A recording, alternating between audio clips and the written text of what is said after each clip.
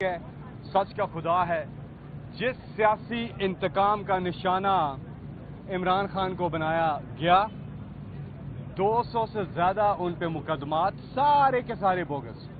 اور آج supreme court آنے کی نوبت ہی نہ آتی. جو جج صاحب نے بھی جو کیس پہ بات کی تو یا تو نوبت ہی نہ آتی جو سامنے آئی ہیں چیزیں، تو یہ نیچے سے ہی فیصلہ ہونا چاہیے تھا. ہم انصاف کے متلاشی ہیں اور انصاف کے لیے ہماری جد و جہد جاری رہے گی. اب عمران خان صاحب ناحق قید میں 2 سال ہو گئے.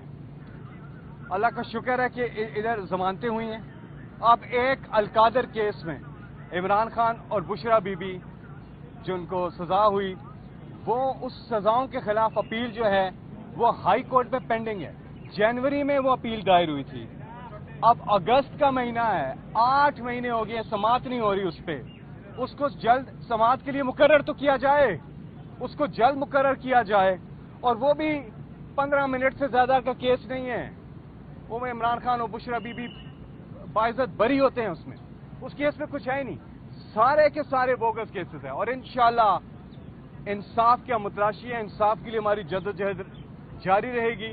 اور جیسا کہ عمران خان صاحب نے پیغام بھیجا ہے جیل سے کہ گھبرانا نہیں ہے، یہ ظلم کی کالی لمبی رات ڈھلنے کو ہے اور نیا اجالا طلوع ہونے والا ہے انشاءاللہ. یہ عمران خان کا پیغام ہے قوم کے لیے کہ ڈٹ کے کھڑے رہیں، انصاف کے لیے اپنی جد و جہد جاری رکھیں.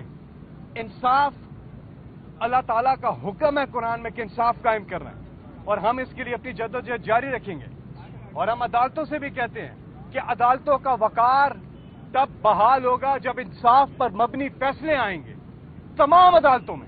اب آپ دیکھیں ہمارے بے گناہ لوگوں کو سزائیں سنائی ہوئی ہیں نیچے عدالتوں میں. اور جس طرح سے ٹرائل ہوتا ہے ون سائڈ، ہم تو کہتے ہیں انصاف ہو، دونوں سائڈز کو سنا جائے، ون سائڈڈ کاروائی نہ ہو اور حق اور سچ پہ مبنی فیصلے آئیں. ایسے فیصلے نہ آئیں کہ دنیا آپ کا مذاق اڑاتی پھرے. یہ جو فیصلے آتے ہیں دنیا مذاق اڑاتی ہے. تو جب عدلیہ سے انصاف پہ مبنی فیصلے آئیں گے، عدلیہ کا وقار عدلیہ کے فیصلوں سے بحال ہوگا. تعمیر کرنے سے، بلڈنگ یہ کنسٹرکشن ہو رہی ہے، ان چیزوں سے نہیں ہوگا.